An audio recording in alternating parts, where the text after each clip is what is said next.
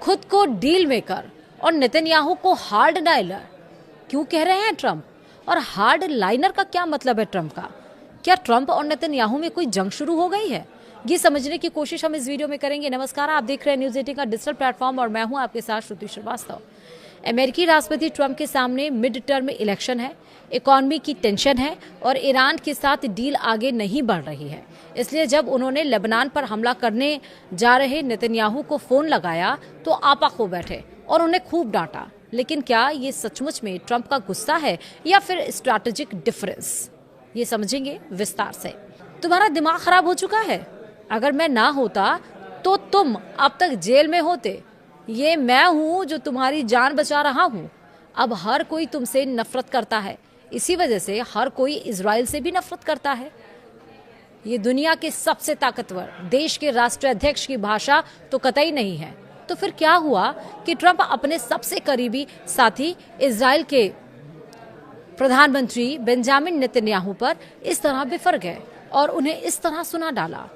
हैरान करने वाले ये जुमले अमेरिकी राष्ट्रपति ट्रंप के हैं, जो उन्होंने फोन इजरायली प्रधानमंत्री बेंजामिन नेतन्याहू को बेहद गुस्से में कहे। इस टकराव का खुलासा अमेरिकी वेबसाइट एक्सियोस ने अपनी एक एक्सक्लूसिव रिपोर्ट में की। तो क्या अमेरिकी राष्ट्रपति सचमुच इजरायली प्रधानमंत्री से नाराज हैं? ट्रंप और नेतन्याहू के बीच टकराव मुख्य रूप से ईरान डील और लेबनान हिजबुल्लाह पर है।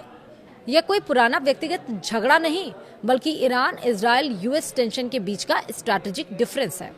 दरअसल ट्रंप की प्राथमिकता अब एक ऐसी डील की है जिसे वह अपनी विदेश नीति की बड़ी उपलब्धि के रूप में पेश कर सके हैं। ट्रंप ईरान के साथ डील में पूर्व राष्ट्रपति बराक ओबामा से बड़ी लकीर खींचना चाहते हैं। उन्होंने हाल ही में दावा किया कि ईरान के साथ समझौता निकट हो सकता है और बातचीत तेज गति से चल रही है, लेकिन यह वार्ता बार बार डिलेर हो रही है। दूसरी ओर इजराइल की सैन्य कार्रवाइयों और लेबनान में बढ़ते संघर्ष ने इन वार्ताओं को बार बार बाधित किया है। ईरान ने भी आरोप लगाया है कि इजरायली हमले कूटनीतिक प्रक्रिया को नुकसान पहुंचा रहे हैं। वही नेतन्याहू हार्ड लाइनर और ट्रंप डील मेकर, ये कैसे हो गया? विशेषज्ञों का मानना है कि ट्रंप की रणनीति दोहरी हो सकती है। पहला, वह ईरान को यह संदेश देना चाहते हैं कि अमेरिका बातचीत के लिए गंभीर है और क्षेत्रीय तनाव बढ़ाने वाला पक्ष हमेशा वॉशिंगटन नहीं है। तेल अवीव भी ऐसा करता है। दूसरा, वह नेतन्याहू पर अप्रत्यक्ष दबाव बनाना चाहते हैं कि इजराइल की सैन्य कार्रवाइयां अमेरिकी कूटनीतिक लक्ष्यों को बाधित न करें।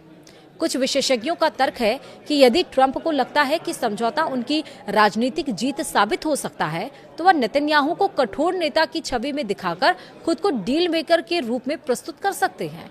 इसीलिए वह ट्रंप को कथित रूप से कड़वे शब्द कह रहे हैं। वहीं एक्सियोस के अनुसार लेबनान में ऑपरेशन के लिए ट्रंप ने नेतन्याहू को खरी खोटी सुनाई और अपशब्दों का प्रयोग किया, यहाँ तक कि उन्हें गाली भी दे डाली, मतलब अंग्रेजी में उस वर्ड का भी प्रयोग कर डाला।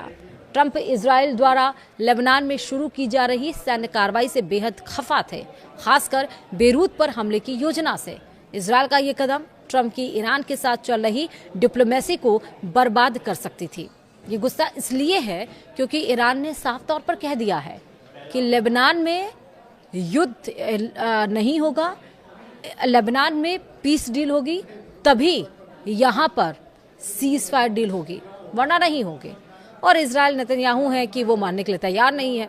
लगातार लेबनान में गोले दागे जा रहे, स्ट्रैटेजी बनाई जा रही है। अब आपा नहीं खोएंगे ट्रंप तो क्या करेंगे? सोचा था कि भाई हटा देंगे पेशकियान को और उसके बाद से वहां पर सत्ता अपने हाथों में ले लेंगे, लेकिन उनके उलट हुआ और अब डील करने के लिए ईरान आगे आ रहा है, लेकिन अपने शर्तों के साथ। वीडियो में कमेंट जरूर करिएगा। वीडियो में इतना ही। नमस्कार।